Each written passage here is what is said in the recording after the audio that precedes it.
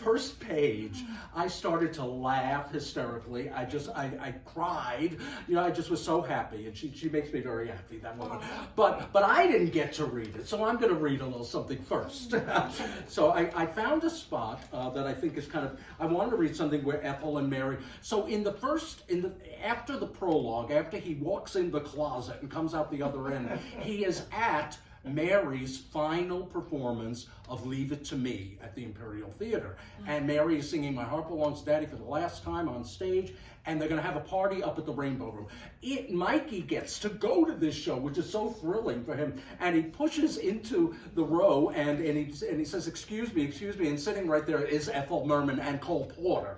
And so he has to push by them. And Cole Porter at the time had an accident, his legs, it was, anyway, so Cole Porter is waiting around to go to the Rainbow Room with Mary and Ethel, and Mary is thrilled to be going to Hollywood, and Ethel is looking at her with the fisheye, because here's this new star who practically stripped on stage in front of her, doing My Heart Belongs to Daddy, and she wants her to leave town, is what she wants. So I thought it would be great to, so now you know about Mary too, so I can mention her when she pops up. But anyway, Mikey had, of course, been to the Radio City Music Hall, taken by Rivka, his mother, as a tot, just a block up from the Fairy Tale Tower.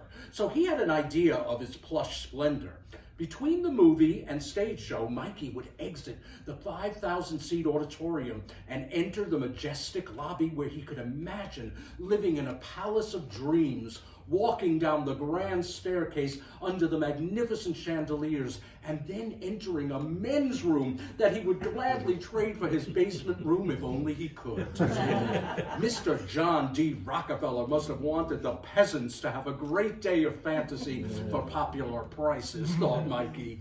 But if the music hall was Rockefeller's gift to the hoi polloi, the Rainbow Room was his grand bequest to the upper crust who could afford more than dreams, those who could afford to dance in the clouds among the stars.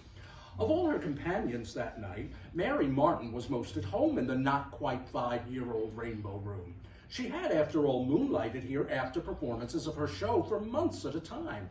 And now, on the bandstand was her conductor, Eddie Duchin, the very same Duchin who had accompanied her on our hit recording of My Heart Belongs to Daddy. Now, as they exited the elevator and walked through the gallery, guarded on the east end by a stately maitre d', the two elegantly appointed staircases down into the Rainbow Room loomed before them.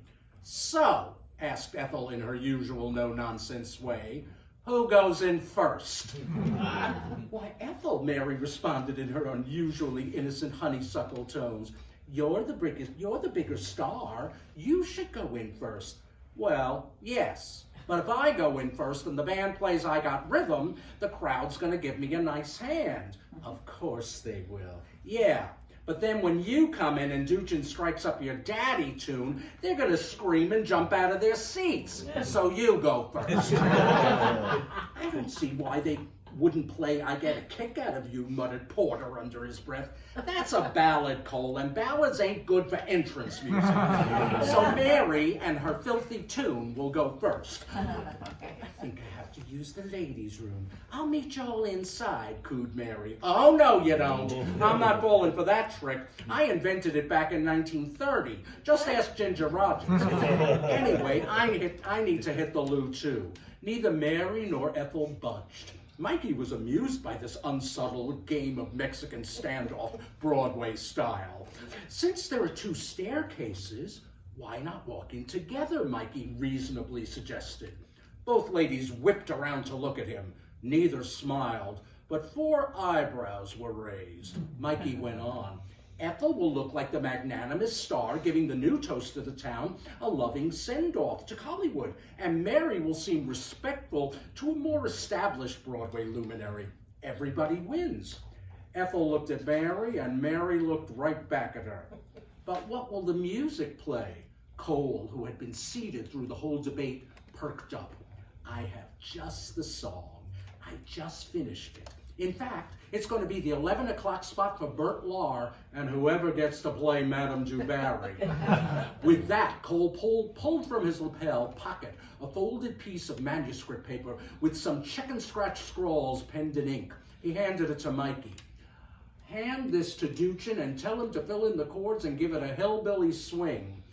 If you're ever in a... He stumbled when he could not read the next word. Jab? Jam, Porter corrected. Here I am. If you're ever in a mess, SOS. Hey, I know this song. You can't know it. I just wrote it in the limo while waiting for all of you to exit the Imperial. Mikey caught himself. I mean, I know this song is going to be known by everyone. A showstopper and a classic.